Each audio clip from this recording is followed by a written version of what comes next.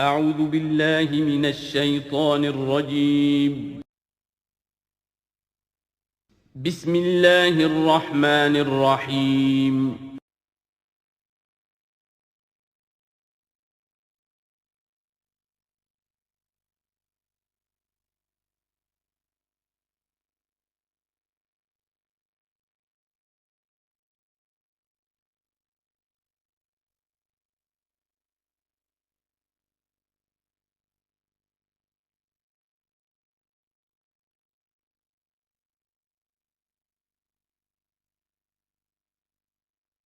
نحمده ونصلي على رسوله الكريم اما بعد فاعوذ بالله من الشيطان الرجيم بسم الله الرحمن الرحيم سيقول السفهاء من الناس ما ولاهم عن قبلتهم التي كانوا عليها قل لله المشرق والمغرب يهدي من يشاء الى صراط مستقيم صدق الله العظيم۔ اب یہ تحویل قبلہ کا مضمون براہ راست آ رہا ہے۔ اس کے لیے تمہیدی 2 رکوع ہم پڑھ چکے ہیں۔ حضرت ابراہیم کا تذکرہ جو معمار ہیں بیت اللہ کے، ابو الانبیاء ہیں، امام الناس ہیں، انہی کی ایک نسل بنی اسرائیل ہے، انہی کی ایک نسل بنی اسماعیل ہے۔ ان کا دین کیا تھا، اس کی بنیاد کیا تھی، انہوں نے اور خود ان کے پوتے حضرت یعقوب نے اپنی اولاد کو کس بات کی وصیت کی تھی، اب وہ اولاد مختلف پگڈنڈیوں پر چل کر کہاں کہاں پہنچ چکی ہے، یہ سارا پس منظر ہے اصل میں اس تحویل قبلہ کے لیے۔ اور تحویل قبلہ پر پورے 2 رکوع آ رہے ہیں۔ اس سے بسا اوقات یہ خیال پیدا ہوتا ہے، میرے ذہن میں بھی کبھی ہوتا تھا کہ یہ ایسی بڑی بات کیا تھی جس کے لیے قرآن مجید نے اتنے شد و مد کے ساتھ اور اس قدر تفصیل کے ساتھ بلکہ تکرار کے ساتھ بات کی۔ تو اصل میں اس کو یوں سمجھیے کہ ایک خاص مذہبی ذہنیت ہوتی ہے، اور وہ مذہبی ذہنیت یہ ہوتی ہے کہ اعمال کے ظاہر پر ان کی توجہ زیادہ مرکوز ہو جاتی ہے، اعمال کی جو روح ہے زیادہ اس کی طرف توجہ نہیں ہوتی۔ عوام الناس کا معاملہ یہی ہو جاتا ہے، ظواہر پر، رسومات پر، جو ظاہری شکلیں ہیں ان کی اہمیت، جو اصل دین ہے، روح دین ہے، جو مقاصد دین ہیں، ان کی طرف توجہ نہیں ہوتی۔ نتیجہ یہ ہوتا ہے کہ ظاہر میں ذرا سا فرق انہیں بہت محسوس ہوتا ہے، ذرا سا فرق ہو گیا، کسی نے رفع دین کر لیا، قیامت آ گئی، معلوم ہوا یہ کوئی اور ہی آ گیا ہماری مسجد میں، یہ کون ہے، کسی نے آمین ذرا اونچا کہہ دیا، پھر قیامت آ گئی۔ یہ ساری چیزیں جو یہ خاص ایک ذہنیت ہوتی ہے، اس ذہنیت کے پس منظر میں یہ مسئلہ چھوٹا نہیں تھا۔ ایک تو یہ کہ جو قبائلی اور قومی پس منظر تھا اس کے حوالے سے سمجھیے، مکے میں جو لوگ ایمان لائے، ظاہر بات ہے ان سب کو عقیدت تھی خانہ کعبہ کے ساتھ، خود حضور کو تھی۔ آپ روتے ہوئے نکلے ہیں اور آپ نے یہ فرمایا تھا کہ اے کعبہ مجھے تجھ سے بڑی محبت ہے، لیکن تیرے یہاں کے رہنے والے مجھے یہاں رہنے نہیں دیتے۔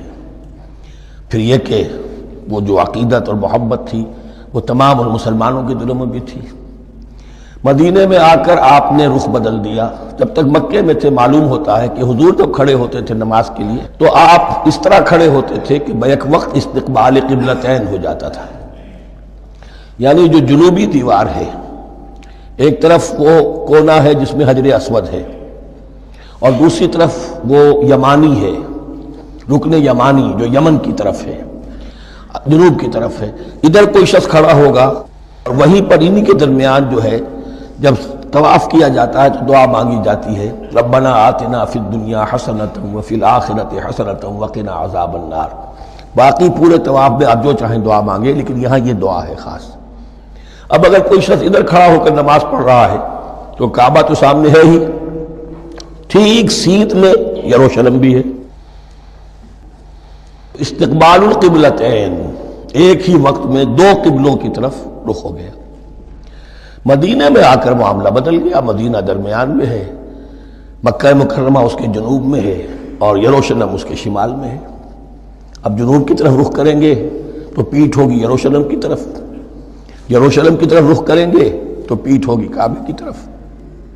اس میں امتحان ہو گیا ان لوگوں کا جو ایمان لائے تھے کہ آیا وہ محمد الرسول اللہ صلی اللہ علیہ وسلم کے فرمان کی پیروی کرتے ہیں یا اپنی پرانی عقیدتوں اور اپنی پرانی جو روایات ہیں ان کو زیادہ اہمیت دیتے ہیں؟ اللہ کا شکر ہے جو لوگ مکے سے آئے تھے ان کی اتنی تربیت ہو چکی تھی کہ ان میں سے کسی کے لیے کوئی مسئلہ پیدا نہیں ہوا۔ اقبال کا وہ مصرع پھر سنا رہا ہوں، بمصطفیٰ برساں خیش را کے دی ہماوست، اگر بہو نہ رسیدی تمام بولا بیست۔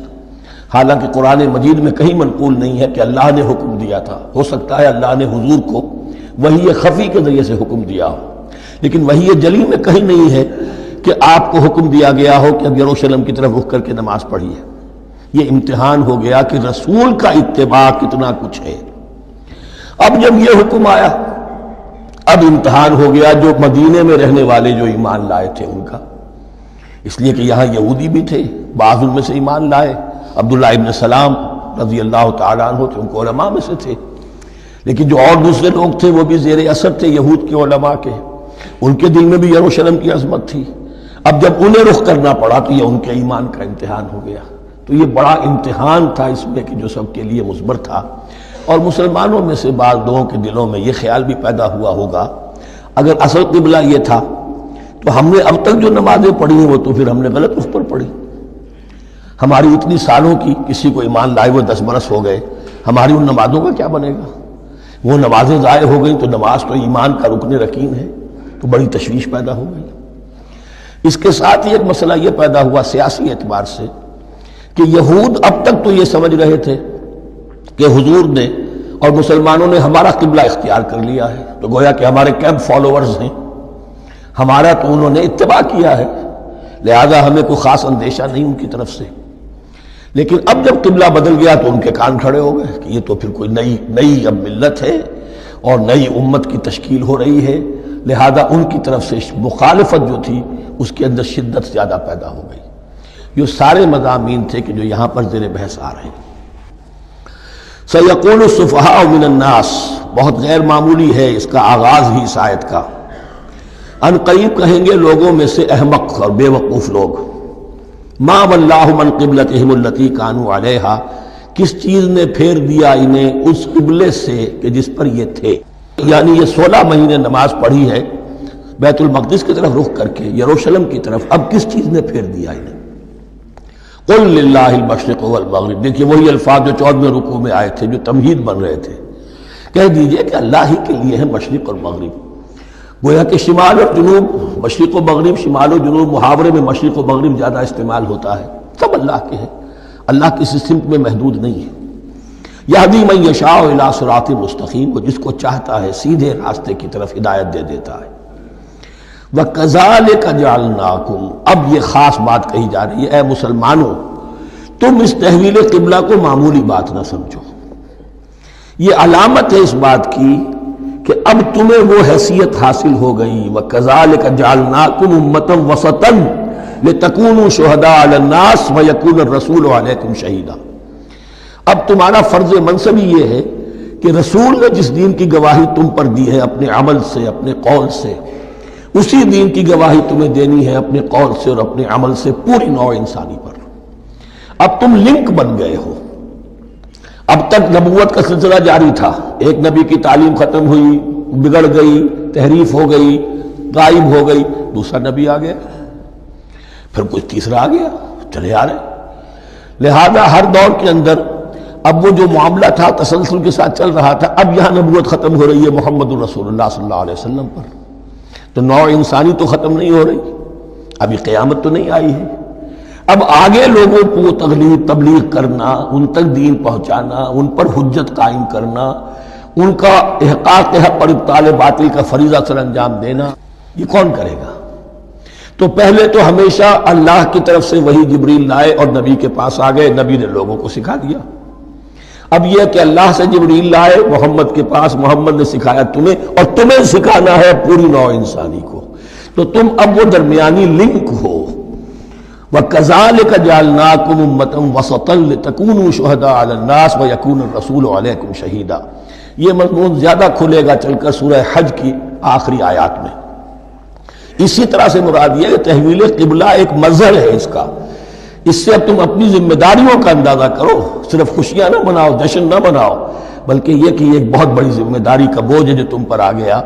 کبھی ہم نے اپنے بندے محمد کے کاندھوں پر جب یہ بوجھ رکھا تھا تو ان سے بھی کہا تھا صلی اللہ علیہ وسلم انا سنلقی علیک قولا ثقیلا، اے نبی ہم آپ پر ایک بھاری بات ڈالنے والے ہیں۔ وہی بھاری بات بہت بڑے پیمانے پر اب تمہارے کندھوں پر آ گئی ہے۔ وَكَذَلِكَ جَعَلْنَاكُمْ أُمَّةً وَسَطًا لِتَكُونُوا شُهَدَاءَ عَلَى النَّاسِ وَيَكُونَ الرَّسُولُ عَلَيْكُمْ شَهِيدًا وَمَا جَعَلْنَا الْقِبْلَةَ الَّتِي كُنْتَ عَلَيْهَا، اور ہم نے نہیں قرار دیا تھا اس قبلے کو جس پر کہ اے نبی آپ پہلے تھے۔ یعنی یہ دو طرح کی بات ہو سکتی ہے، وہی خفی سے اللہ نے فرمایا ہو کہ اے محمد اب کچھ عرصے کے لیے یروشلم کی طرف رخ کر کے نماز پڑھو، وہی جلی میں نہیں ہے، اور یہ بھی ہو سکتا ہے یہ حضور کا اجتہاد ہو اور اسے اللہ نے قبول فرما لیا ہو۔ دونوں باتوں کا امکان موجود ہے۔ حضور کے اجتہاد پر اگر اللہ کی طرف سے نفی نہ آئے تو وہ گویا اللہ کی طرف سے۔ وَمَا جَعَلْنَا الْقِبْلَةَ الَّتِي كُنْتَ عَلَيْهَا إِلَّا لِنَعْلَمَ مَن يَتَّبِعُ الرَّسُولَ وَمِمَّن يَنقَلِبُ عَلَىٰ عَقِبَيْهِ، اور نہیں ٹھہرایا تھا ہم نے اس قبلے کو جس پر کہ آپ رہے ہیں مگر یہ جاننے کے لیے کہ کون ہے، یہ ظاہر کرنے کے لیے کہ کون ہے کہ جو اتباع کرتے ہیں رسول کا صلی اللہ علیہ وسلم، اور وہ کون ہے کہ جو اپنی ایڑیوں کے بل لوٹ جاتے ہیں۔ یعنی مدینے میں آ کر اگر کوئی مکے کا مسلمان کہتا صاحب یہ قبلہ مجھے قبول نہیں ہے، وہ واپس ہو جاتا، ایسا ہوا نہیں۔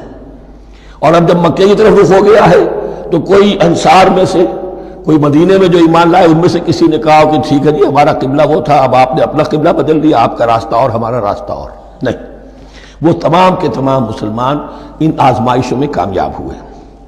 وَإِن كَانَتْ لَكَبِيرَةً إِلَّا عَلَى الَّذِينَ هَدَى اللَّهُ، اور واقعہ یہ ہے یقیناً یہ بہت بڑی بات تھی، اس طرح قبلے کے اندر تبدیلی قبول کر لینا آسان بات نہیں ہوتی، بڑا حساس مسئلہ ہوتا ہے، مگر ان کے لیے کہ جن کو اللہ نے ہدایت دی۔ وَمَا كَانَ اللَّهُ لِيُضِيعَ إِيمَانَكُمْ، اور اللہ ہرگز تمہارے ایمان کو ضائع کرنے والا نہیں ہے۔ ایمان سے یہاں مراد نماز جو ہے الصلاۃ عماد الدین، وہ جو تشویش ہو گئی تھی کہ ہماری ان نمازوں کا کیا بنے گا جو ہم نے 16 مہینے پڑھی ہیں بیت المقدس کی طرف رخ کر کے۔ وَمَا كَانَ اللَّهُ لِيُضِيعَ إِيمَانَكُمْ، اس وقت وہ حکم تھا رسول کا، وہ اللہ کے ہاں مقبول ہے، اس وقت یہ حکم ہے جو تمہیں رسول کی معرفت مل رہا ہے، اب تم اس کی پیروی کرو۔ ان اللہ بالناس لرؤوف الرحیم، یقیناً اللہ تعالیٰ تو انسانوں کے حق میں بہت ہی شفیق ہے اور بہت ہی رحیم ہے۔ قد نرى تقلب وجهك في السماء، معلوم ہوتا ہے خود حضور کو انتظار تھا اس فیصلے کا، اور معلوم ہوتا ہے کہ آپ پر بھی شاخ گزر رہا تھا یہ وقفہ کہ جس میں نماز پڑھتے ہوئے پیٹھ ہو رہی تھی بیت اللہ کی طرف، تو آپ بار بار آپ کی نگاہیں آسمان کی طرف اٹھتی تھی کہ کب وحی آئے، کب جبرائیل حکم لے کر آئیں۔ قد نرى تقلب وجهك في السماء، اے نبی ہم نے آپ کے چہرے کا بار بار آسمان کی طرف اٹھنا دیکھ لیا ہے۔ فَلَنُوَلِّيَنَّكَ قِبْلَةً تَرْضَاهَا، اس آیت میں بڑی شفقت، بڑی محبت، بڑی عنایت ہے محمد الرسول اللہ صلی اللہ علیہ وسلم کے لیے اللہ کی طرف سے، تو ہم بدلے دیتے ہیں، پھیرے دیتے ہیں قبلہ جو آپ کو پسند ہے۔ ظاہر بات ہے کہ حضور کو جو محبت تھی اور جو بھی آپ کو ایک رشتہ قلبی تھا بیت اللہ کے ساتھ، فَلَنُوَلِّيَنَّكَ قِبْلَةً تَرْضَاهَا، ہم بدلے دیتے ہیں، بدل دیں گے قبلہ اسی طرف جو آپ کو پسند ہے۔ فَوَلِّ وَجْهَكَ شَطْرَ الْمَسْجِدِ الْحَرَامِ، تو بس اب پھیر دیجئے اپنے رخ کو مسجد حرام کے رخ پر۔ وَحَيْثُ مَا كُنْتُمْ، اور مسلمانوں جہاں کہیں بھی تم ہو، مدینے میں ہو یا کہیں اور ہو، مغرب میں ہو، شمال میں ہو، جنوب میں ہو، کہیں ہو، فَوَلُّوا وُجُوهَكُمْ شَطْرَهُ، تو اپنا چہرہ نماز میں اسی کے رخ پر پھیرو۔ وَإِنَّ الَّذِينَ أُوتُوا الْكِتَابَ لَيَعْلَمُونَ أَنَّهُ الْحَقُّ مِنْ رَبِّهِمْ، اور جن لوگوں کو کتاب دی گئی تھی وہ جانتے ہیں کہ یہ حق ہے ان کے پروردگار کی طرف سے۔ تورات میں بھی یہ مذکور تھا کہ اصل قبلہ ابراہیمی وہی تھا، اس لیے کہ یروشلم تو تعمیر کیا ہے حضرت ابراہیم سے کوئی 1000 سال کے بعد حضرت سلیمان نے۔ یہ جو بھی ہیکل سلیمانی ہے کم سے کم 1000 برس کا فصل ہے حضرت ابراہیم میں حضرت سلیمان میں۔ تو حضرت ابراہیم کا قبلہ کون سا تھا؟ تو وہ بھی مولانا امین احسن اصلاحی صاحب نے اردو میں ترجمہ کیا ہے مولانا حمید الدین فراہی کی کتاب کا، اور وہ بہت اہم ہے اس موضوع کو سمجھنے کے لیے۔ بہت سے مسلمان مفسرین نے بھی اس میں ٹھوکر کھائی ہے۔ ان الذین اوتوا الکتاب لیعلمون انہ الحق من ربہم وما اللہ بغافل عما یعملون، اور اللہ غافل نہیں ہے اس سے کہ جو وہ کر رہے ہیں۔ وَلَئِنْ أَتَيْتَ الَّذِينَ أُوتُوا الْكِتَابَ بِكُلِّ آیَةٍ مَا تَبِعُوا قِبْلَتَكَ، اے نبی آپ ان اہل کتاب کو اگر تمام دلائل بھی دے دیں گے، تمام نشانیاں بھی دکھا دیں گے، تب بھی یہ آپ کے قبلے کی پیروی نہیں کریں گے۔ وَمَا أَنْتَ بِتَابِعٍ قِبْلَتَهُمْ، اور نہ ہی اب آپ پیروی کرنے والے ہیں ان کے قبلے کی، یہ تو لکم دینکم ولی دین والا معاملہ ہو گیا۔ وَمَا بَعْضُهُمْ بِتَابِعٍ قِبْلَةَ بَعْضٍ، حد یہ ہے کہ یہ خود جو ہے آپس میں ایک دوسرے کے قبلے کی پیروی نہیں کرتے، یعنی نصارہ اور یہود اگرچہ یروشلم سب کا قبلہ ہے، لیکن عین یروشلم میں جا کر جو یہودی ہیں وہ مغربی گوشے کو اختیار کرتے تھے، مغرب کی طرف رخ کرتے تھے ہیکل سلیمانی میں، اور جو نصارہ ہے وہ مشرق کی طرف، اس لیے کہ حضرت مریم سلام علیہا نے جو اعتکاف کیا تھا مکاناً شرقیہ، وہ جو مکان تھا ان کا جہاں اعتکاف تھا، جہاں فرشتہ ان کے پاس آیا ہے، وہ ہیکل کے کسی شرقی گوشے میں تھا، تو انہوں نے عیسائیوں نے اسی کو اپنا شرقی گوشے کو قبلہ بنا لیا۔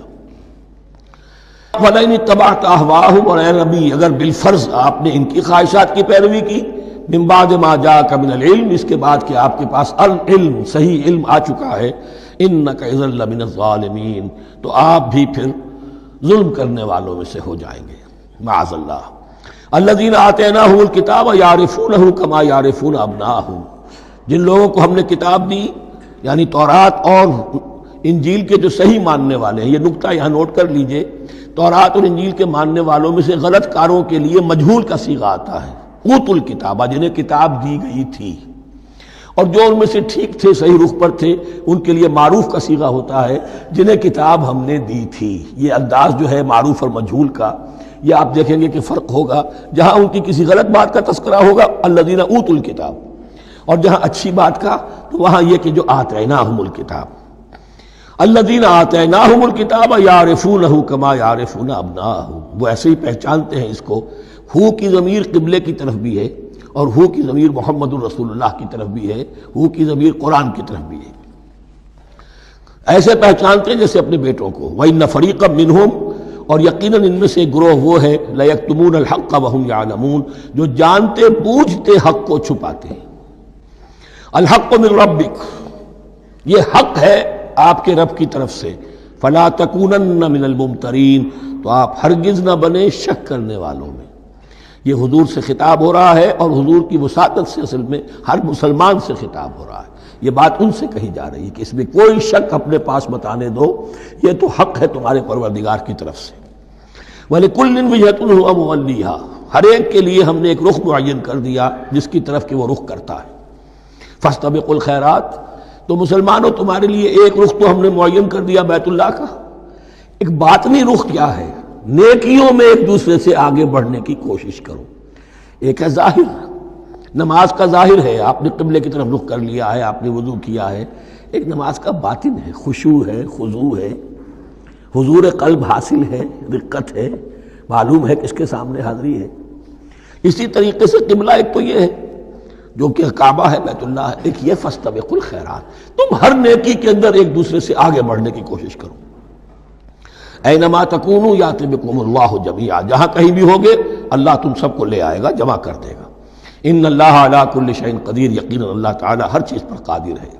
ومن حیث خرجت فول وجهک شطر المسجد الحرام، اور جدھر سے بھی آپ کا نکلنا ہو، کہیں سفر کریں، کہیں بھی جائیں، تو آپ اپنا رخ پھیر دیجئے مسجد حرام کی طرف۔ وَإِنَّهُ لَلْحَقُّ مِن رَبِّكَ، اور یہ یقیناً حق ہے آپ کے رب کی طرف سے۔ وَمَا اللَّهُ بِغَافِلٍ عَمَّا تَعْمَلُونَ، اور اللہ غافل نہیں اس سے کہ جو تم کر رہے ہو۔ یہاں بظاہر جو ہے کلام حضور سے ہے، اصل میں مسلمانوں سے خطاب ہے بواسطہ محمد صلی اللہ علیہ وسلم۔ وَمِنْ حَيْثُ خَرَجْتَ فَوَلِّ وَجْهَكَ شَطْرَ الْمَسْجِدِ الْحَرَامِ وَحَيْثُ مَا كُنْتُمْ فَوَلُّوا وُجُوهَكُمْ شَطْرَهُ، اور دیکھو جہاں بھی تم نکلو اپنا رخ کرو مسجد حرام کی طرف۔ امریکہ میں جاؤ تب بھی رخ ہوگا مسجد حرام کی طرف، روس میں جاؤ رخ تمہارا ہوگا مسجد حرام کی طرف۔ وَحَيْثُ مَا كُنْتُمْ، اور اے مسلمانوں جہاں کہیں بھی تم ہو، فَوَلُّوا وُجُوهَكُمْ شَطْرَهُ، تو اپنے چہروں کو پھیر دو اسی کے رخ پر۔ لِأَلَّا يَكُونَ لِلنَّاسِ عَلَيْكُمْ حُجَّةٌ، تاکہ نہ رہے لوگوں کے پاس تمہارے خلاف کوئی دلیل۔ اب اس بات کو سمجھ لیجئے کہ چونکہ تورات میں لکھا ہوا تھا کہ نبی آخر الزمان کا قبلہ کعبہ ہوگا، اگر حضور یہ قبلہ اختیار نہ کرتے تو علماء یہود حجت قائم کرتے مسلمانوں پر کہ دیکھو تورات میں تو یہ لکھا ہے اور انہوں نے وہ اختیار نہیں کیا. تو یہ گویا کہ ان کے اوپر اتمام حجت بھی ہو رہا ہے اور قطع عذر بھی ہو رہا ہے، ان کی حجت کی جڑ بھی کٹ رہی ہے. الا الذین ظلموا منہم، سوائے ان میں سے ان کے جو ظالم ہیں، اعتراض کرنے کے لیے لاکھ انہوں نے پھر بھی ہیلے بہانے بنائی لینے ہیں. فلا تخشوہم، تو اے مسلمانوں ان سے نہ ڈرو، واخشونی، مجھ سے ڈرو. وَلِأُتِمَّ نِعْمَتِي عَلَيْكُمْ، اور یہ جو تحویل قبلہ ہوئی ہے اور محمد الرسول اللہ صلی اللہ علیہ وسلم کی بعثت کی بنیاد پر ایک نئی امت کو شکل دی جا رہی ہے اور اسے اب امامت الناس سے سرفراز کیا جا رہا ہے، وراثت ابراہیمی اب اسے منتقل ہو گئی ہے. یہ اس لیے ہے وَلِأُتِمَّ نِعْمَتِي عَلَيْكُمْ، اپنی نعمت میں تم پر اس کا اتمام فرما دوں، مکمل کر دوں. وَلَعَلَّكُمْ تَهْتَدُونَ، اور تاکہ تم ہدایت یافتہ بن جاؤ. کما ارسلنا فیکم رسولا، جیسے کہ ہم نے بھیج دیا ہے تم میں ایک رسول. اب یہ دعا ابراہیم و اسماعیل یاد کر لیجئے. ربنا وبعث فیہم رسولا منہم یتلو علیہم آیاتک ویعلمہم الکتاب والحکمت ویزکیہم. اب گویا کہ وہاں تو دعا تھی اور یہ 3000 سال کے بعد اس دعا کا ظہور ہو رہا ہے بعثت محمدی کی شکل میں. کما ارسلنا فیکم رسولا منکم، جیسے کہ ہم نے بھیج دیا ہے تم میں رسول اپنا تم ہی میں سے. یتلو علیکم آیاتنا، وہ تلاوت کرتا ہے تم پر ہماری آیات. ویزکیکم، تمہیں پاک کرتا ہے، تزکیہ کرتا ہے تمہارا. ویعلمکم الکتاب والحکمہ، اور تمہیں تعلیم دیتا ہے کتاب و حکمت کی. ویعلمکم ما لم تکونوا تعلمون، اور تمہیں تعلیم دے رہا ہے ان چیزوں کی جو تمہیں معلوم نہیں تھی. یہاں ایک نقطہ بڑا اہم ہے، حضرت ابراہیم اور اسماعیل کی دعا میں جو ترتیب تھی یہاں اللہ نے اس کو بدل دیا ہے. وہاں کیا تھا؟ تلاوت آیات، تعلیم کتاب و حکمت، پھر تزکیہ. یہاں کیا ہے؟ تلاوت آیات، پھر تزکیہ، پھر تعلیم کتاب و حکمت. اب ظاہر بات ہے کہ حضرت ابراہیم حضرت اسماعیل نے جو بات کہی وہ بھی غلط تو نہیں ہو سکتی، لیکن ہم یہ کہہ سکتے ہیں کہ اس کی امپرووڈ فارم یہ ہے جو اللہ تعالیٰ کی طرف سے دی گئی، اس لیے کہ تزکیہ مقدم ہے. اگر نیت صحیح نہیں ہے تو تعلیم کتاب و حکمت مفید نہیں ہوگی بلکہ گمراہی میں اضافہ ہوگا. نیت کج ہے تو گمراہی بڑھتی چلی جائے گی. اور تزکیہ کا حاصل کیا ہے؟ نیت درست ہو جائے، اخلاص، نحن لہ مخلصون. اگر یہ نہیں ہے تو جتنا پڑھو گے، جتنے بڑے عالم ہوگے، شیطان بھی بن سکتے ہو. بڑے بڑے فتنے عالموں نے اٹھائے ہیں. یہ جو دین اکبری تھا یا دین الہی تھا، اکبر کے تو باپ دادا کو کبھی خیال نہیں آ سکتا تھا اس کا. یہ پٹی پڑھانے والے کون تھے؟ ابو الفضل اور فیضی جیسے علماء، بہت بڑے علماء. اسی طرح غلام احمد قادیانی، اس کو اصل میں جو بھی پٹیاں پڑھائی ہیں وہ تو پڑھائی حکیم نور الدین نے، جو بہت بڑا عالم تھا، اہل حدیث عالم تھا. تو در حقیقت بہت بڑا عالم ہوگا، اگر اس کی کج ہو گئی نیت تو اتنا ہی بڑا فتنہ اٹھا دے گا. اس پہلو سے تزکیہ مقدم ہے، اور اس کا ثبوت یہ ہے، یہی مضمون سورہ آل عمران میں آیا، یہی مضمون پھر سورہ جمعہ میں آئے گا. وہاں بھی ترتیب یہی ہے، تینوں جگہ پر اللہ کی طرف سے ترتیب یہی ہے. یتلو علیکم آیاتنا ویزکیکم، تمہیں ہماری آیات پڑھ کر سنا رہا ہے اور تمہارا تزکیہ کرتا ہے. ویعلمکم الکتاب والحکمہ، اور اس تزکیے کے بعد پھر تعلیم کتاب و حکمت. ویعلمکم ما لم تکونوا تعلمون، اور تمہیں سکھا رہا ہے جو کچھ علم تمہیں حاصل نہیں تھا. فاذکرونی اذکرکم، بس مجھے یاد رکھو، میں تمہیں یاد رکھوں گا. یہ بہت بڑا میثاق ہے اور بہت بڑا وعدہ ہے، بہت بڑا وعدہ. اور یہاں تک حدیث میں پھر اس کی شرح آئی ہے، میرا بندہ اگر مجھے اپنے دل میں یاد کرتا ہے میں بھی اسے اپنے جی میں یاد کرتا ہوں. اور میرا بندہ اگر میرا ذکر کسی محفل میں کرتا ہے تو میں اس سے بہت اعلیٰ محفل میں اس کا ذکر کرتا ہوں. اس کی محفل تو بہت بلند و بالا ہے، ملائے اعلیٰ کی محفل ہے، فرشتے ملائکہ مقربین کی محفل ہے. خدا خود میرے محفل بود اندر لامکا خسرو، محمد شمع محفل بود شب جائے کہ من بودم. اب خسرو کس عالم میں تھے جب یہ شعر کہہ گئے ہیں؟ تو بہرحال ہے تو صحیح، ایک محفل تو ہے. میں اس سے بڑی بہتر محفل میں ان کا تذکرہ کرتا ہوں. فاذکرونی اذکرکم واشکروا لی ولا تکفرون، اور میرا شکر کرو، میری نعمتوں کا ادراک کرو، اس کا شعور حاصل کرو، اس پر زبان سے بھی شکر ادا کرو، اپنے عمل سے بھی، جوارح سے بھی ان نعمتوں کا حق ادا کرو. یہاں وہ 18 رکوع ختم ہو گئے، نصف اول اس سورہ مبارکہ کا مکمل ہو گیا۔ اب آگے سے خطاب ہے یا ایھا الذین آمنوا، ایک نئی امت آ گئی، چارٹر اس کا آ گیا۔ کیوں بنایا گیا تمہیں؟ لتکونوا شہداء علی الناس ویکون الرسول علیکم شہیدا، تم اب لنک ہو ہمیشہ ہمیشہ کے لیے محمد اور پوری نوع انسانی کے درمیان۔ اسی لیے وہ حدیث بھی تو ہے جو علماء حق ہوتے ہیں ان کے بارے میں فرمایا علماء امتی کا انبیاء بنی اسرائیل، میری امت کے علماء کا مقام وہی ہے جو بنی اسرائیل کے علماء کا، اس لیے کہ اب نبوت تو ختم ہو گئی محمد پر صلی اللہ علیہ وسلم، لیکن یہ کتاب تو ہے، اس کا پہنچانا تو ہے، اس کو عام تو کرنا ہے، حجت تو قائم کرنی ہے، اور صرف تبلیغ سے نہیں عمل کر کے دکھانا ہے، وہ نظام قائم کر کے دکھانا ہے جو محمد عربی نے قائم کیا صلی اللہ علیہ وسلم، تب حجت قائم ہوگی۔ اس کے لیے تمہیں قربانیاں دینی ہوں گی، مشکلیں جھیلنی ہوں گی، جان و مال کا نقصان برداشت کرنا ہوگا، آرام سے گھر بیٹھے ٹھنڈے پیٹوں کفر جگہ نہیں چھوڑ دے گا اور حق نہیں آ جائے گا، کفر کو ہٹانے کے لیے اور باطل کو ختم کرنے کے لیے اور حق کو قائم کرنے کے لیے تن من دھن تمہیں لگانے ہوں گے۔ اب دیکھیے وہ کال آ رہی ہے، یا ایھا الذین آمنوا استعینوا بالصبر والصلاۃ، یہی وہ الفاظ تھے کہ وہ جو 7 آیتیں تھیں جن کو میں نے کہا تھا خطاب میں بنی اسرائیل میں وہ بمنزلہ فاتحہ ہیں، ان میں الفاظ آئے تھے واستعینوا بالصبر والصلاۃ وانھا لکبیرۃ الا علی الخاشعین الذین یظنون انہم ملاقو ربہم وانہم الیہ راجعون۔ اب وہی خطاب یہاں ہو رہا ہے، یا ایھا الذین آمنوا استعینوا بالصبر والصلاۃ، یہ میں بیان وہاں کر چکا ہوں، ان اللہ مع الصابرین، جان لو کہ اللہ صبر کرنے والوں کے ساتھ ہے۔ اس بیعت سے کیا مراد ہے؟ ایک بات تو متفق علیہ ہے، اللہ کی مدد، اللہ کی تائید، اللہ کی نصرت ان کے شامل حال ہے۔ باقی یہ کہ اللہ تعالیٰ جہاں کہیں بھی ہم ہیں ہمارے ساتھ ہے، کس طرح ہے یہ ہم نہیں جانتے، لیکن یہ فرمایا اس نے کہ میں تو تمہاری دگے جان سے بھی زیادہ قریب ہوں۔ وَلَا تَقُولُوا لِمَنْ يُقْتَلُ فِي سَبِيلِ اللَّهِ أَمْوَاتٌ، اب پہلے ہی قدم پر قتل کی بات آ گئی۔ شرط اول قدم این است کہ مجنون باشی، پہلا قدم یہ ہے جانے دینے کے لیے تیار ہو جاؤ۔ وَلَا تَقُولُوا لِمَنْ يُقْتَلُ فِي سَبِيلِ اللَّهِ أَمْوَاتٌ، مت کہو ان کو کہ جو اللہ کی راہ میں قتل ہو جائیں مردہ، وہ مردہ نہیں ہے، بل احیاء، وہ زندہ ہے، وَلَٰكِن لَا تَشْعُرُونَ، لیکن تمہیں اس کا شعور نہیں ہے۔ شہداء جو اللہ کی راہ میں قتل ہو جائیں ان کے لیے یوم آخر تک کا انتظار نہیں ہے، ان کو براہ راست جنت میں داخلہ ملتا ہے۔ قیل ادخل الجنہ قال یا لیت قومی یعلمون بما غفر لی ربی وجعلنی من المکرمین، وہاں تاخیر نہیں ہے، لہذا وہ تو زندہ ہیں۔ یہی مضمون پھر آئے گا سورہ آل عمران میں اور زیادہ نکھر کر، وَلَنَبْلُوَنَّكُمْ بِشَيْءٍ مِّنَ الْخَوْفِ وَالْجُوعِ۔ اب یہ ہے کہ پہلے سے دکھا دیا، اللہ تعالیٰ دھوکہ نہیں دینا چاہتا۔ دیکھ لو جس راہ میں قدم رکھا ہے اب آزمائشیں آئیں گی، تکلیفیں آئیں گی، رشتہ دار ناراض ہوں گے، بیوی شوہر سے لڑے گی، شوہر بیوی سے لڑے گا، اولاد والدین سے جدا ہوگی، یہ سب کچھ ہوگا، فساد ہوگا، فتور ہوگا، تصادم ہوگا، جان و مال کا نقصان ہوگا۔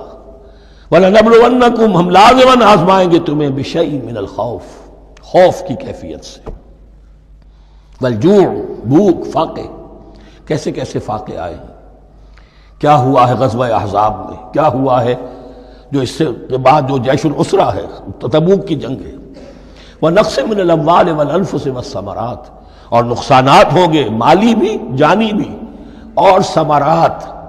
اب ثمرات یہاں دو معنی دے رہا ہے، چونکہ مدینے والوں کی جو تھی اصل جو ان کی معیشت تھی وہ زرعی تھی، پھل، خاص طور پر کھجور، یہ ان کی پیداوار تھی، جسے آج کل آپ کہتے ہیں کیش کراپ جو ہے ان کی، وہ یہ تھی۔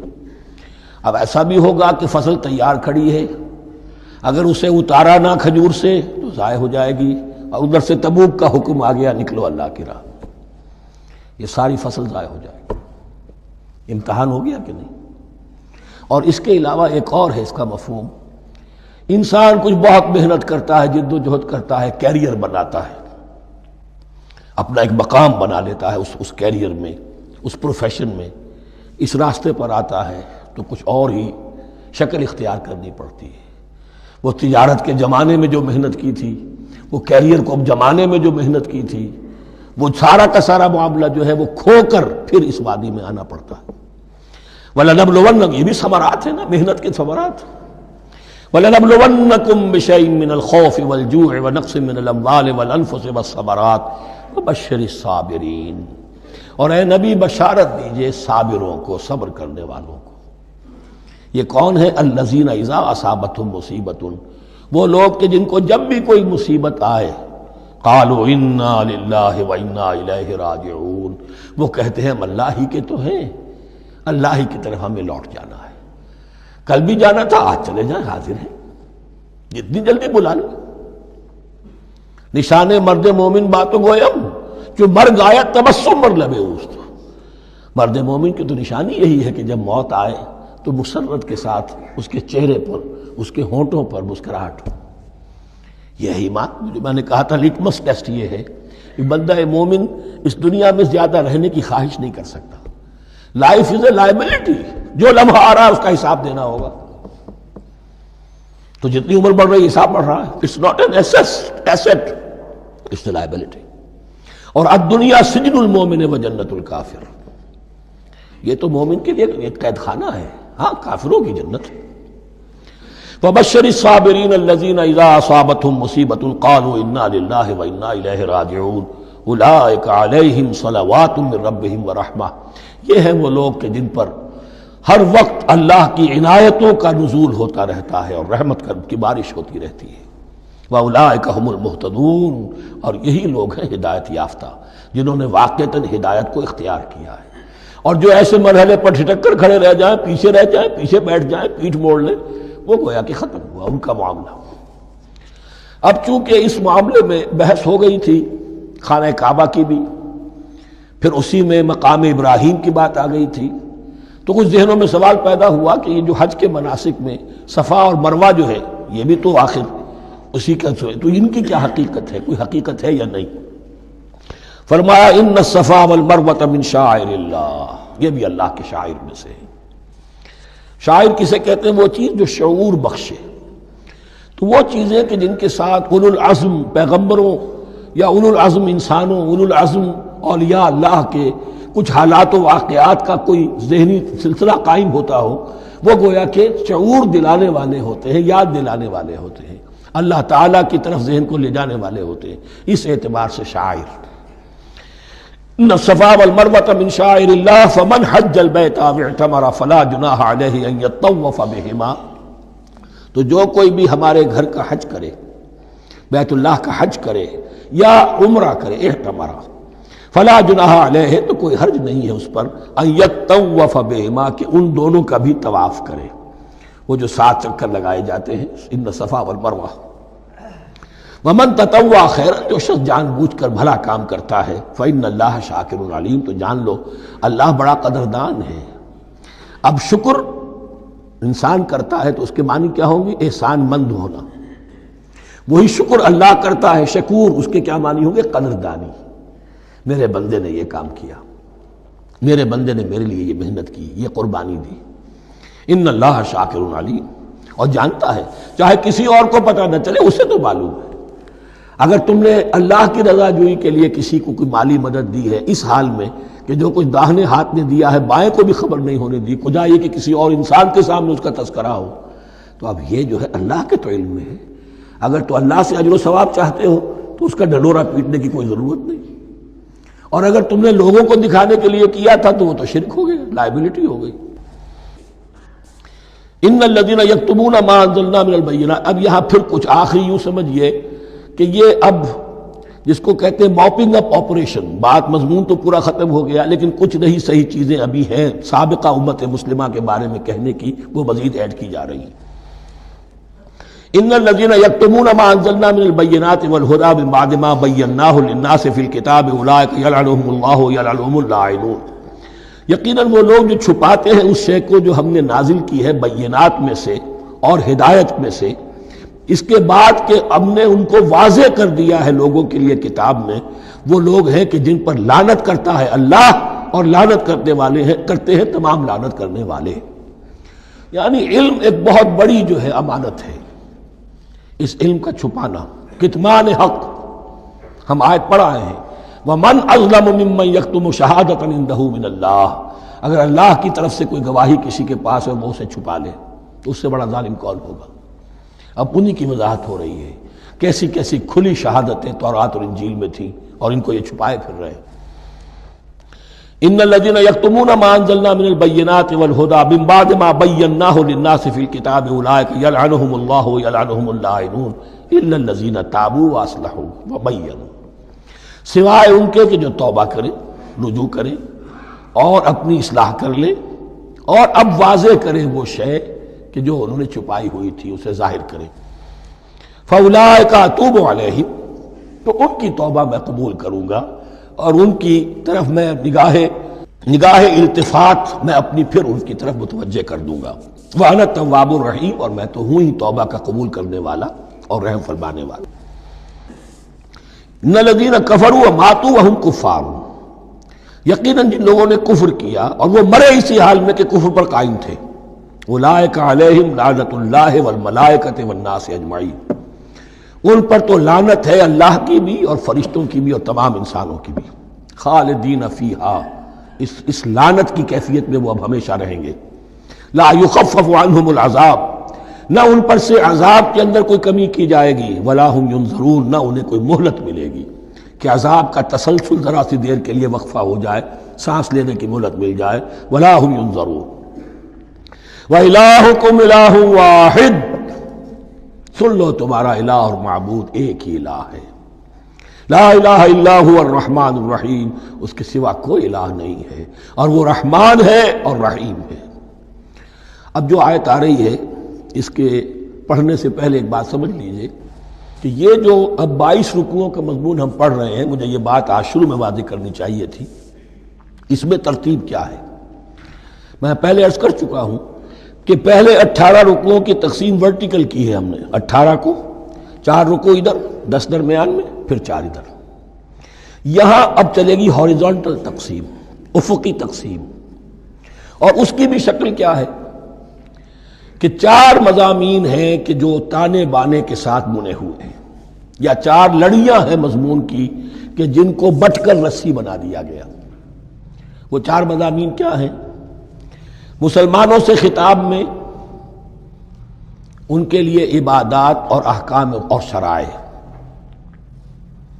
یہ واجب ہے، یہ کرنا ہے، یہ حلال ہے، یہ حرام ہے، نماز فرض ہے، روزہ فرض ہے، وغیرہ وغیرہ۔ اور 2 لڑیاں جہاد، جہاد بالمال، جہاد بالنفس۔ جہاد بالنفس کی آخری انتہا قتال ہے، جہاں انسان نقد جان ہاتھ پر رکھ کر، ہتھیلی پر رکھ کر میدان میں حاضر ہو جاتا ہے۔ جو جنگ میں گیا اس نے اپنے آپ کو موت کے لیے پیش کر دیا، بچ کر آ جائے تو بونس ہے۔ اس اعتبار سے یہ 4 جڑیں۔ شریعت کو 2 حصوں میں تقسیم کیجئے، عبادات اور پھر بقیہ احکام شریعت، معاملات، جن میں خاص طور پر شوہر اور بیوی کا تعلق جو ہے وہ سب سے اہم ہے۔ لہذا اس صورت میں آپ دیکھیں گے تفصیلی احکام آئیں گے آئلی قوانین کے ضمن میں۔ دوسری طرف جہاد بالمال یعنی انفاق، اللہ کی راہ میں خرچ کرنا، اور جہاد بالنفس جس کی آخری منزل قتال۔ اب یہ 4 لڑیاں اس طرح سے ہیں، فرض کیجئے ایک لال لڑی ہے، ایک پیلی ہے، ایک نیلی ہے، ایک ہری ہے، ان کو بٹ دیا گیا ہے۔ جب ایک طرف سے دیکھیں گے تو کٹا پھٹا نظر آئے گا، رنگ لال نظر آیا، پھر پیلا نظر آیا، پھر نیلا نظر آیا، پھر ہرا، پھر لال، پھر نیلا، پھر پیلا، پھر ہرا۔ تو ایسا معلوم ہوگا جیسے کٹے پھٹے ہیں مضامین۔ لڑیاں کھول دیجئے، معلوم ہوگا ایک لڑی وہ بھی بڑی مسلسل ہے، جہاد بالمال کی، ایک لڑی ہے جہاد بالنفس یعنی قتال کی، ایک لڑی ہے جو عبادات کی، ایک لڑی ہے معاملات کی اور شریعت کے احکام کی۔ یہ 4 لڑیاں، اور یہ تانے بانے کی طرح بنی ہوئی ہیں، لیکن اسی بنتی میں بہت بڑے حسین پھول موجود ہیں۔ طویل آیات، عظیم ترین آیات قرآن مجید کی، ان میں سے اب ایک آیت یہاں آ رہی ہے، اس کو میں نے عنوان دیا ہے آیت الآیات۔ ان فی خلق السماوات والارض واختلاف اللیل والنہار والفلک التی تجری فی البحر بما ينفع الناس وما انزل اللہ من السماء من ماء فاحیا به الارض بعد موتها وبث فیہا من کل دابۃ وتصریف الریاح والسحاب المسخر بین السماء والارض لآیات لقوم یعقلون۔ اتنے فینومینا آف نیچر کسی ایک آیت میں جمع نہیں ہے قرآن۔ اللہ تعالیٰ تمام فینومینا آف نیچر کو اپنی آیتیں قرار دیتا ہے، آسمان اور زمین کی تخلیق، رات اور دن کا الٹ پھیر مختلف جگہوں پر، اور یہ جو ستارے ہیں اور یہ جو بھی نباتات ہیں زمین کی، ان میں سے آیتیں ہی آیت۔ لیکن ان آیت الآیات کو جس طرح یہاں ایک آیت میں سمویا ہے، یہ حکمت کا ایک بہت بڑا پھول ہے، بہت بڑا پھول جو ان چار لڑیوں کی بنتی کے اندر آ گیا ہے۔ یقیناً آسمان اور زمین کی تخلیق میں اور رات اور دن کے الٹ پھیر میں اور اس جہاز میں یا کشتی میں جو چلتی ہیں سمندر میں یا دریاؤں میں، وہ سامان لے کر جو لوگوں کو نفع دیتا ہے، بما ينفع الناس وما انزل اللہ من السماء من ماء، اور اس پانی میں کہ جو اللہ نے اتارا ہے آسمان سے، فاحیا به الارض بعد موتها، اور پھر اس سے وہ زندہ کر دیتا ہے زمین کو اس کے مردہ ہو جانے کے بعد۔ بے آب و گیا زمین پڑی تھی، بارش ہوئی ہے، اسی میں سے روئیدگی آ گئی ہے۔ وبث فیہا من کل دابہ، اور یہ تمام حیوانات اور چرند اور پرند جو اس کے اندر پھیلا دیے گئے ہیں۔ وتصریف الریاح، اور یہ ہواؤں کا چلنا جو ہے، کبھی پروا چل رہی ہے، کبھی پچھمی چل رہی ہے، کبھی مشرق سے آ رہی ہے، کبھی مغرب سے آ رہی ہے، تصریف الریاح ہے۔ والسحاب المسخر بین السماء والارض، اور ان بادلوں میں کہ جو معلق کر دیے گئے آسمان اور زمین کے درمیان۔ لآیات لقوم یعقلون، ان سب میں آیات ہیں، نشانیاں ہیں ان لوگوں کے لیے جو عقل سے کام لیں۔ ان کو دیکھو اور ان کے خالق کو، مدبر کو پہچانو۔ آیات ہے، اور ان کے آیات کے پہچاننے کا جو عملی نتیجہ نکلنا چاہیے، اور جس کو عام طور پر لوگ نہیں پہنچ پاتے جس تک، اب اگلی آیت میں اس کا تذکرہ ہے۔ نتیجہ تو نکلنا یہ چاہیے کہ پھر محبوب اللہ ہی ہو، شکر اسی کا ہو، اطاعت اسی کی ہو، عبادت اسی کی ہو۔ جب سورج میں کچھ نہیں، یہ تو اللہ نے اس کو بنایا ہے، یہ حرارت جو ہے اللہ نے دی ہے، چاند میں کچھ نہیں، ہوائیں چلانے والا کوئی وہی تو ہے، تو اب کسی شے کے لیے کوئی شکر نہیں، کسی شے کے لیے کوئی عبادت نہیں، کوئی ڈنڈوت نہیں، کوئی سجدہ نہیں، بلکہ صرف اللہ کے لیے، اور وہی مطلوب و مقصود بن جائے، وہی محبوب ہو۔ لا محبوب الا اللہ، لا مقصود الا اللہ، لا مطلوب الا اللہ۔ جن لوگوں کی یہاں تک رسائی نہیں ہو جاتی، وہ لوگ کسی اور شے کو اپنا محبوب و مطلوب بنا کر اس کی پرستی شروع کر دیتے ہیں۔ خدا تک نہیں پہنچے، اپنے نفسی کو معبود بنا لیا، جو یہ کہے کر رہے، معبود تو ہو گیا۔ ارأیت من اتخذ الہہ ہواہ، اپنے قوم کو معبود بنا لیا، قوم کی برتری کے لیے اور قوم کی سربلندی کے لیے جانے بھی دے رہے، وطن کو معبود بنا لیا۔ اس حقیقت کو علامہ اقبال نے سمجھا ہے، اس دور کا سب سے بڑا بت وطن ہے۔ اس دور میں میں اور ہے، جام اور ہے، جم اور، ساقی نے بنا کی روش لطف و ستم اور، تہذیب کے آزر نے ترشوائے صنم اور، مسلم نے بھی تعمیر کیا اپنا حرم اور، ان تازہ خداؤں میں بڑا سب سے وطن ہے، جو پیرہن اس کا ہے وہ مذہب کا کفن ہے۔ نیشنلزم، ٹیریٹوریل، وطنی قومیت، وطن کی جے، یہ معبود بنائے بیٹھے۔ تو اب یہاں سنیے، ومن الناس، اور لوگوں میں سے کچھ ایسے بھی ہیں، من یتخذ من دون اللہ اندادا، جو اللہ کو چھوڑ کر کچھ اور چیزوں کو اس کا مد مقابل بنا دیتے ہیں۔ وطن کو بنا لیا، قوم کو بنا لیا، ہیومنزم، انسانیت، نوع انسانی، ہم اس کے خدمتگار ہیں، ہم اس کی بہتری کے لیے کام کر رہے ہیں، یہ بھی ایک معبود بن گیا۔ اور سب سے گھٹیا انسان وہ ہے کہ اپنے ہی حسن کا دیوانہ بنا پھرتا ہوں، اپنا ہی نفس ہے، اسی کے گر چکر لگا رہا ہے، وہی حریم ہے اس کا، وہی حرم ہے اس کا، اور وہ طواف کر رہا ہے اپنے نفس کا، تو وہ بھی تو اس کا ایک معبود ہے۔ لوگوں میں سے وہ بھی ہیں کہ جو اللہ کو چھوڑ کر کسی اور چیز کو اس کا مد مقابل بنا دیتے ہیں۔ یحبونہم کحب اللہ، اور ان سے محبت کرنے لگتے ہیں جیسی کہ اللہ سے کرنی چاہیے۔ یہ فلسفہ ہے اصل میں، ہندی میں سے آدرش کہتے ہیں، عربی میں نصب العین، انگلش میں آئیڈیل۔ ہر باشعور انسان کسی شے کو اپنا آئیڈیل بناتا ہے اور اس سے پھر محبت کرتا ہے، اس کے لیے جیتا ہے، اس کے لیے مرتا ہے۔ قربانیاں دیتا ہے، ایثار کرتا ہے، قوم کے لیے قربانی، وطن کے لیے قربانی، فلاح کے لیے قربانی، خود اپنی ذات کے لیے قربانی۔ یحبونہ کحب اللہ، یہ سارے کام تو اللہ کے لیے کرنے کے تھے۔ جیو اللہ کے لیے، مرو اللہ کے لیے، محبت اس سے کرو۔ ان صلاتی و نسکی و محیای و مماتی للہ رب العالمین۔ تم نے اپنی یہ ساری نسبتیں کسی اور شے کے ساتھ وابستہ کر دی، تم نے اللہ کا مد مقابل تراش لیا۔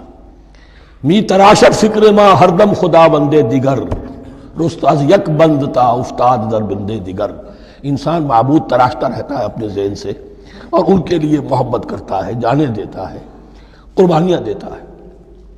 وَمِنَ النَّاسِ مَن يَتَّخِذُ مِن دُونِ اللَّهِ أَندَادًا يُحِبُّونَهُمْ كَحُبِّ اللَّهِ، یہ مضمون بھی سورہ حج میں زیادہ واضح ہوگا۔ وَالَّذِينَ آمَنُوا أَشَدُّ حُبًّا لِلَّهِ، پھر یہ لٹمس ٹیسٹ کا لفظ میری زبان پر آ رہا ہے، اور جو لوگ واقعتاً صاحب ایمان ہوتے ہیں ان کی شدید ترین محبت ہوتی ہے اللہ کے ساتھ۔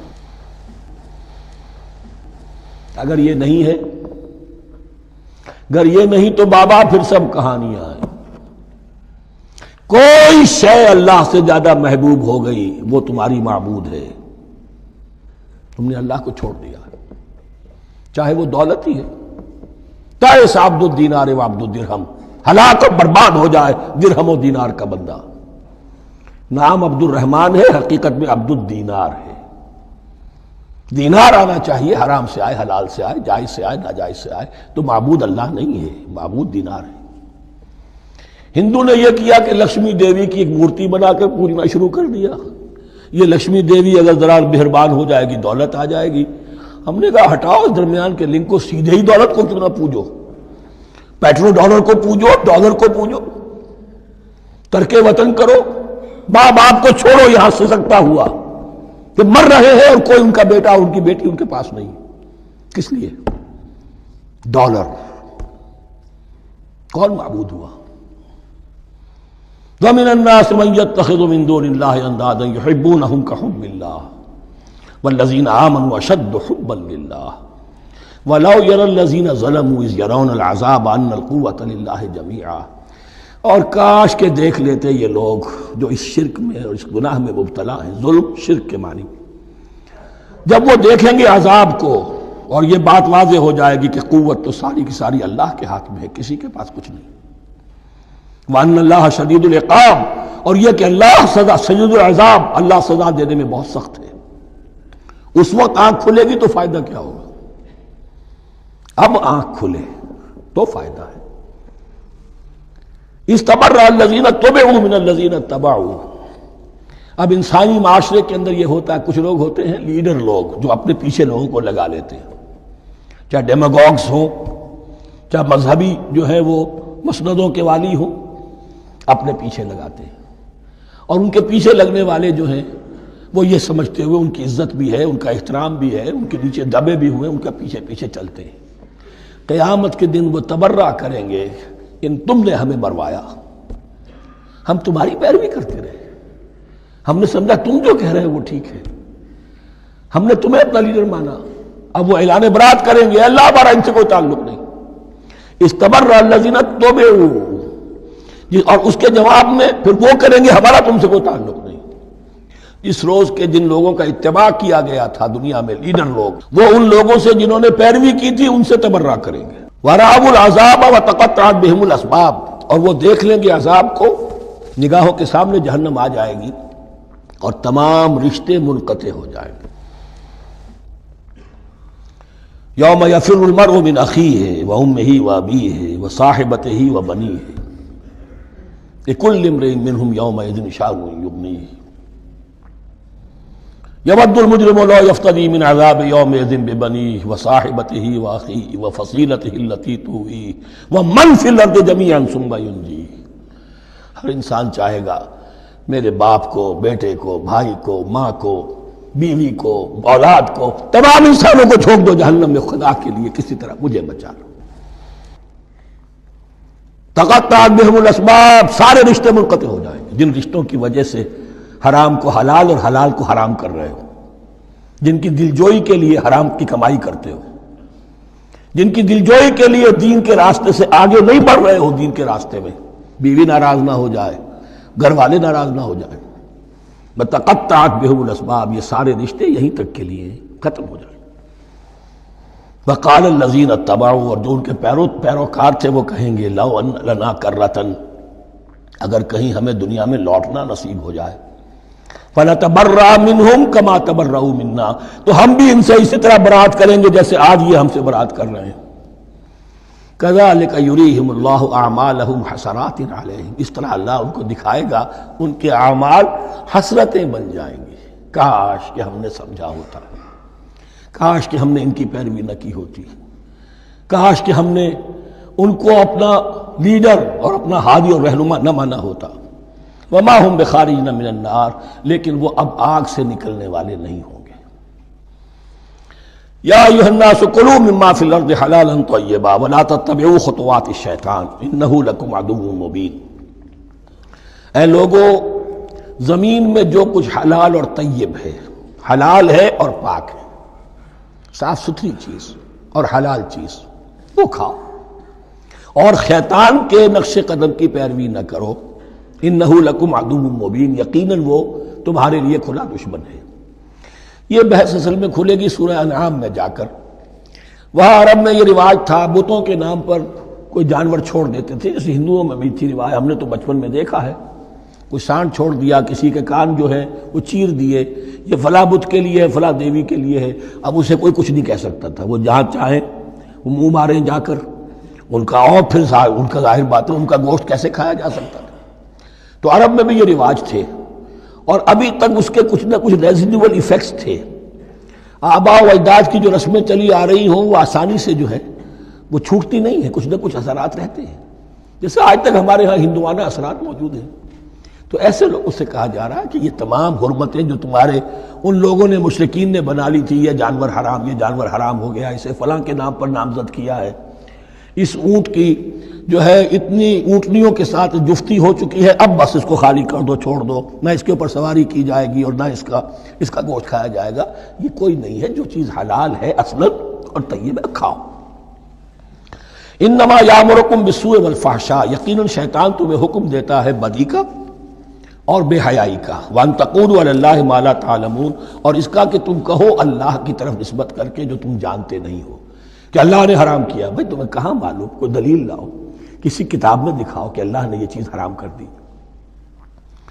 وَإِذَا قِيلَ لَهُمُ اتَّبِعُوا مَا أَنزَلَ اللَّهُ قَالُوا بَلْ نَتَّبِعُ مَا أَلْفَيْنَا عَلَيْهِ آبَاءَنَا، اور جب ان سے کہا جاتا ہے اتباع کرو اس کی جو اللہ نے نازل کیا ہے، قالوا، وہ کہتے ہیں بل نتبع ما الفینا علیہ آباءنا، ہم تو پیروی کریں گے اس کی جس پر ہم نے پایا اپنے آباء و اجداد کو. اب لو کان آباؤہم لا یعقلون شیئا ولا یہتدون، کیا وہ اپنے آباء و اجداد ہی کی پیروی کرتے رہیں گے، خواہ ان کے آباء و اجداد نہ کسی بات کو سمجھ پائے ہوں نہ ہدایت یافتہ ہوئے. میں نے عرض کر دیا تھا کہ سورہ بقرہ میں جہاں دعوت تیسرے رکوع کی پہلی آیت شروع ہوئی، یا ایھا الناس اعبدوا ربکم الذی خلقکم والذین من قبلکم لعلکم تعقلون، وہ بھی تو مخلوق تھے جیسے تم مخلوق ہو، تم سے خطا ہو سکتی ہے ان سے بھی ہوئی، تم غلطی کر سکتے ہو انہوں نے بھی کی. ومثل الذین کفروا کمثل الذی ینطق بما لا یسمع الا دعاء ونداء. یہاں ذرا تمثیل کے اندر ایک پیچیدگی ہے کہ بظاہر ترجمہ تو یہ ہوگا کہ مثال ان لوگوں کی جنہوں نے کفر کیا اس شخص کی سی ہے جو پکار رہا ہے ایسی چیز کو جو نہ سنتا ہے نہ سمجھتا ہے. ہاں یہ پتہ چلتا ہے کہ کچھ پکار رہا ہے، جانور ہوتے ہیں انہیں اور کیا سمجھ میں آتا ہے. تو یہاں پہ اصل میں تمثیل میں مراد یہ ہے کہ حضور صلی اللہ علیہ وسلم اور مسلمان ان لوگوں کو جو سمجھانے کی کوشش کر رہے ہیں ان میں سے کچھ ایسے بھی ہیں کہ جو کچھ نہیں سمجھتے. دعا اور ندا تو ہے، صم بکم عمی فہم لا یعقلون، لیکن وہ بہرے بھی ہیں، گونگے بھی ہیں، اندھے بھی ہیں، وہ عقل سے کام نہیں لیتے. یا ایھا الذین آمنوا کلوا من طیبات ما رزقناکم، اے اہل ایمان کھاؤ ان تمام پاکیزہ چیزوں میں سے جو ہم نے تمہیں دی ہیں.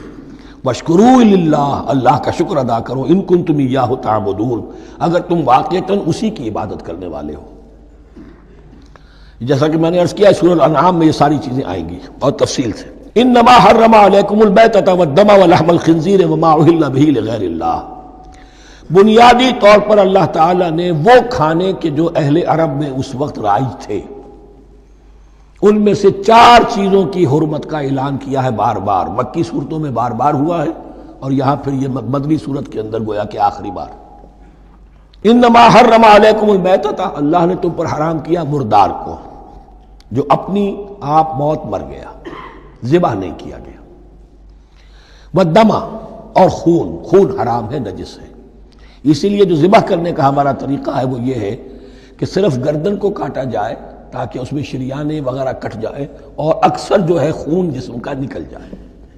اگر جھٹکا کیا جائے جیسے سکھ کرتے تھے، ایک ہی تلوار کے وار سے گردن اڑا دی بکری کی، یا یہ کہ جیسے کہ یورپ وغیرہ میں ہوتا ہے، تو پھر وہ خون اندر رہ جاتا ہے جسم کے، اس کے اندر پھر وہ اینٹھن نہیں ہوتی اس حیوان کے جسم میں کہ جس سے خون جو ہے وہ باہر چلا جائے، تو وہ لحم الخنزیر، اور تیسری چیز ہے خنزیر کا گوشت، اور چوتھی چیز وما اہل بہ لغیر اللہ، اور وہ کہ جس پر پکارا گیا ہو کسی کا نام اللہ کے سوا۔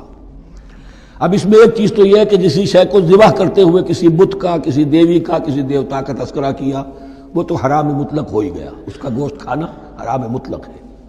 لیکن اسی کے تابع یہ ہوگا کسی بزرگ کا قرب حاصل کرنے کے لیے اس کے مزار پر لے جا کر وہاں ذبح کیا جا رہا ہے، پوچھیں گے تو ہم تو اللہ کے لیے ذبح کر رہے ہیں، تو اللہ کے لیے تو اپنے گھر میں بھی کر سکتے تھے ذبح، یہاں کیوں لائے ہو؟ اس کو تم نے کسی اعتبار سے اس صاحب قبر کا جو ہے اس کا تقرب حاصل کرنے کا ذریعہ بنایا۔ یہ چیزیں بھی اسی کے تابع ہو جائیں گی۔ اللہ کے لیے کرنا تو ہر جگہ کر سکتے ہو، ہم تو صرف ایصال ثواب کے لیے کر رہے ہیں، تو اپنے گھر میں بیٹھ کر کرو گے تو کیا ایصال ثواب نہیں ہو جائے گا؟ ٹھیک ہے اللہ، ہم یہ خرچ کر رہے ہیں، ہم نے یہ جانور ذبح کیا ہے تیرے لیے، اس کا ثواب جو ہے فلاں کو پہنچا دے۔ یہ ہے چار چیزیں بنیادی طور پر۔ فمن اضطر غیر باغ ولا عاد، ان میں بھی ایک رعایت ہے، اگر کوئی مضطر ہو گیا ہے، مجبور ہو گیا ہے، جان نکل رہی ہے اور کوئی شے کھانے کو نہیں، لیکن دو شرطیں پوری ہو، غیر باغ ولا عاد، وہ اس حرام کی طرف رغبت نہ رکھتا ہو، اور نہ جو ناگزیر حد ہے جان بچانے کی اس سے آگے بڑھے۔ صرف جان بچانے کے لیے مردار کا گوشت بھی کھا سکتا ہے، سور کا گوشت بھی کھا سکتا ہے، جو بھی چاہے جان بچانے کے لیے یہ رک سکتے ہیں، لیکن اس شے کی طرف کوئی رغبت اور میلان طبیعت میں نہ ہو۔ یہ اللہ تو جانتا ہے، اگر تو معاملہ اس سے ہے تو اس سے تو چھپی ہوئی بات نہیں ہے، اور جتنا ناگزیر ہے جان بچانے کے لیے اس سے آگے نہ بڑھے۔ فلا اسم علیہ، ان دو شرطوں کے ساتھ جان بچانے کے لیے حرام چیز بھی کھائی جا سکتی ہے۔ ان اللہ غفور الرحیم، یقیناً اللہ غفور الرحیم ہے۔ ان الذین یکتمون ما انزل اللہ من الکتاب ویشترون بہ ثمنا قلیلا، یقیناً وہ لوگ جو چھپاتے ہیں اس کو جو اللہ نے نازل کیا ہے کتاب میں سے اور فروخت کرتے ہیں انہیں بہت حقیر سی قیمت پر، اولئک ما یاکلون فی بطونہم الا النار، یہ لوگ نہیں بھر رہے اپنے پیٹوں میں مگر آگ۔ ولا یکلمہم اللہ یوم القیامہ، اللہ ان سے کلام نہیں کرے گا قیامت کے دن۔ ولا یزکیہم، نہ انہیں پاک کرے گا۔ ولہم عذاب علیم، ان کے لیے دردناک عذاب ہے۔ اولئک الذین اشتروا الضلالۃ بالہدی، یہ ہیں وہ لوگ کہ جنہوں نے ہدایت دے کر ضلالت خرید لی ہے، والعذاب بالمغفرہ، اور مغفرت اللہ کی اپنے ہاتھ سے دے کر عذاب خرید لیا ہے۔ فما اصبرہم علی النار، تو کتنا ہے ان کا حوصلہ آگ کے لیے، بڑے صابر ہیں اس جہنم کی آگ کے لیے، کس طرح تیاری کر رہے ہیں۔ ذالک بان اللہ نزل الکتاب بالحق، یہ اس لیے کہ اللہ نے تو کتاب نازل کی حق کے ساتھ۔ وان الذین اختلفوا فی الکتاب لفی شقاق بعید، اور یقیناً جن لوگوں نے کتاب اور شریعت میں پھر یہ پگڈنڈیاں نکالی، اختلاف کی، وہ بڑی ہی دشمنی میں اور بڑی ہی شقاوت کے اندر مبتلا ہو گئے۔ بارک اللہ لی ولکم فی القرآن العظیم ونفعنی وإیاکم بالآیات والذکر الحکیم۔